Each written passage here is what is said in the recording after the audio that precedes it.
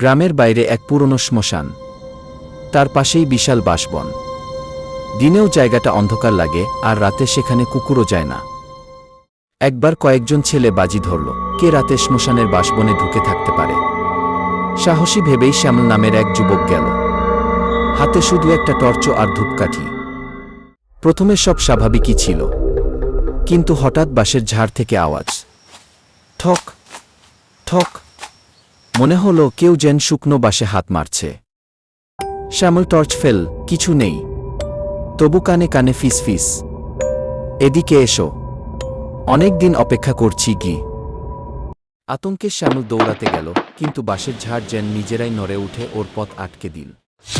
অন্ধকারে লালচে আলো দেখা গেল, আর ঠিক তখনই মাটিতে পড়ে গেল শ্যামলের টর্চ। পরদিন ভোরে গ্রামের লোকজন গিয়ে দেখে মাটিতে শুধু টর্চটা পড়ে আছে, আর মাটিতে দগদগে পায়ের ছাপ, যেগুলো সোজা শ্মশানের দিকে গেছে। কিন্তু শ্যামলকে আর কখনো খুঁজে পাওয়া যায়নি। লোকমুখে কথা ছড়াল, শ্মশানের বাঁশবনে যারা যায় তারা আর ফিরে আসে না।